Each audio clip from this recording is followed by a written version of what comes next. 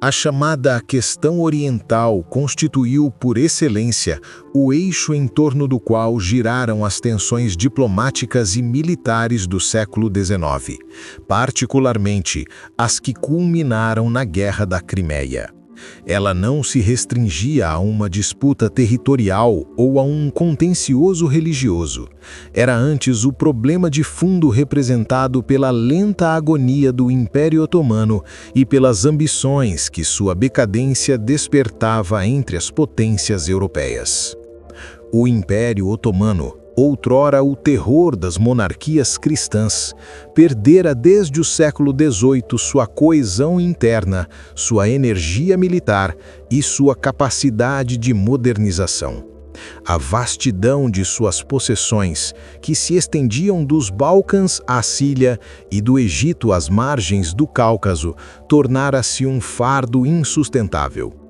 As províncias, cada vez mais autônomas, escapavam ao controle da Sublime Porta, e os pachás comportavam-se como pequenos soberanos independentes. Essa fragilidade suscitava inevitavelmente o interesse das grandes potências.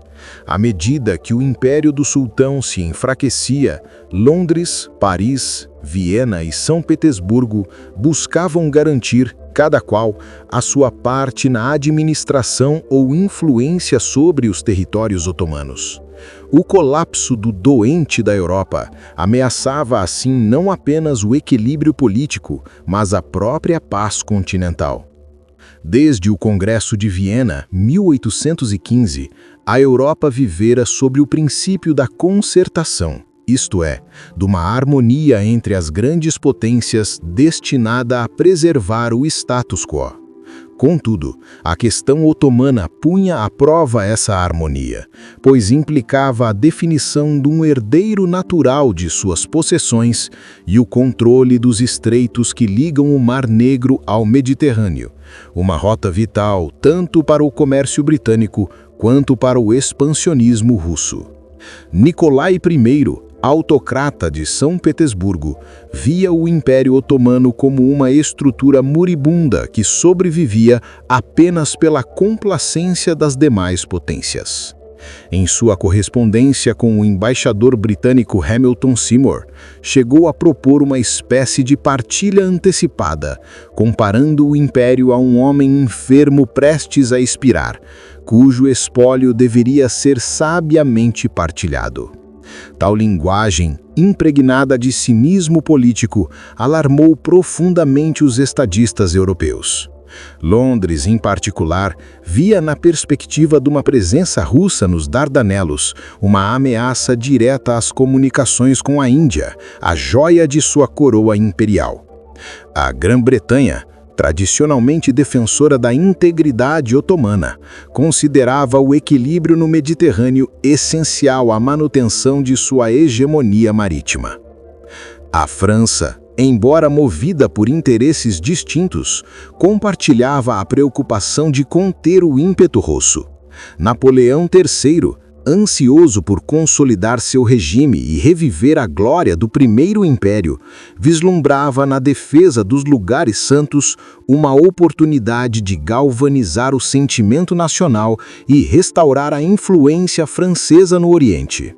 Assim, o zelo religioso e o cálculo político fundiram-se numa mesma política de prestígio. A disputa pelos lugares santos, em Jerusalém, Belém e Nazaré, serviu, portanto, como centelha simbólica da crise. O sultão, Abdulmecid I, encurralado entre as exigências de Paris e de São Petersburgo, viu-se compelido a manobrar com habilidade precária. Em 1852, um decreto imperial devolveu aos católicos certas chaves e privilégios nos santuários, provocando a imediata reação de Nicolai I, que o interpretou como ofensa aos ortodoxos.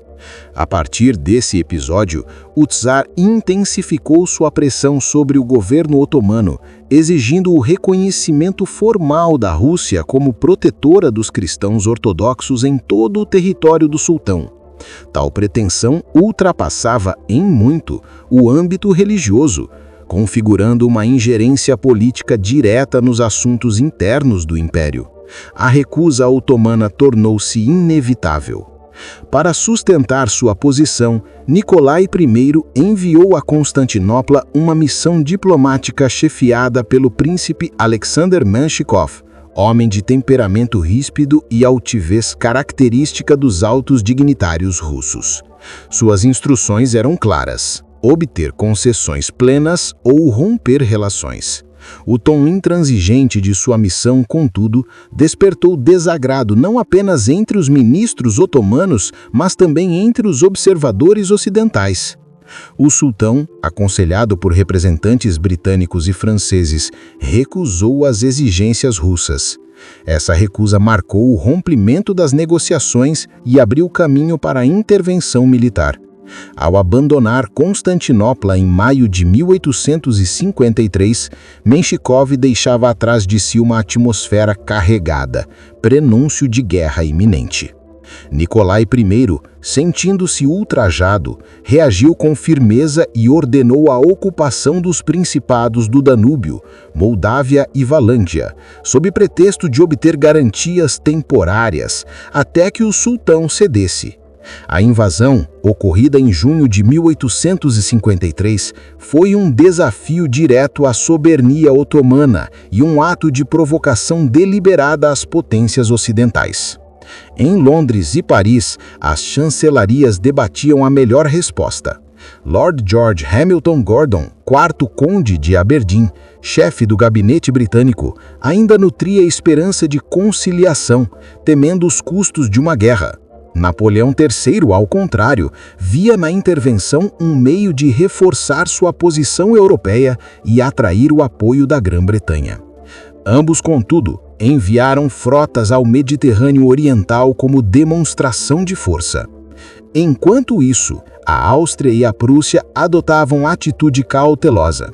Viena, sob o governo de Franz Joseph, temia que a expansão russa nos Balcãs reacendesse os nacionalismos eslavos em seu império multinacional. Berlim, sob Friedrich Wilhelm IV, preferia não se comprometer, limitando-se a observar os acontecimentos de forma distante, mas atenta. O Império Otomano, encorajado pelo apoio tácito das potências ocidentais, declarou guerra à Rússia em outubro de 1853. Era um ato de coragem e desespero, pois suas forças, embora numerosas, careciam de disciplina e armamentos modernos. A decisão marcava o início formal da crise, que logo envolveria toda a Europa. A guerra, entretanto, ainda poderia ser evitada mediante conciliação diplomática. Os governos ocidentais então propuseram uma série de conferências, primeiro em Viena, depois em Paris, buscando restaurar a paz mediante garantias mútuas. Nicolai I, porém, desconfiava da sinceridade dessas mediações e julgava poder resolver a questão pela força. O embaixador austríaco, Conde Carl Ferdinand Graf von Schauenstein, tentou persuadir o czar a evacuar os principados e aceitar uma fórmula de compromisso que preservasse o prestígio de ambas as partes.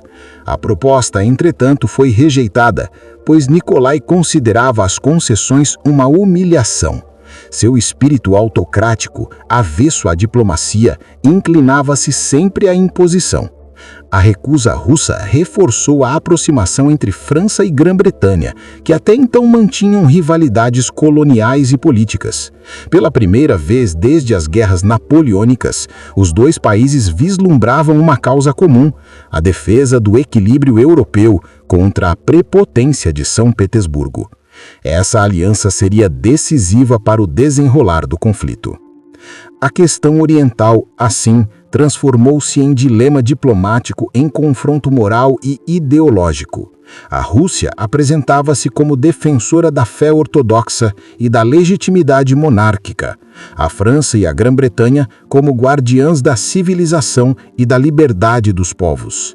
Sob o verniz de princípios, ocultavam-se, todavia, ambições estratégicas de grande alcance.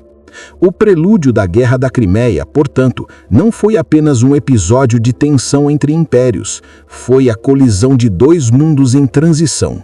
De um lado, o absolutismo russo e o conservadorismo pós-vienês. Do outro, o liberalismo marítimo anglo-francês, que começava a impor uma nova ordem baseada no comércio, na tecnologia e na projeção global. A Europa encontrava-se à beira de um novo ciclo de conflagrações. O velho concerto de 1815 agonizava, incapaz de conter as forças emergentes do século. No horizonte, as nuvens da guerra já se adensavam sobre o Mar Negro e sobre os campos do Danúbio, prenunciando o início de uma era em que as armas e a diplomacia voltariam a decidir o destino das nações.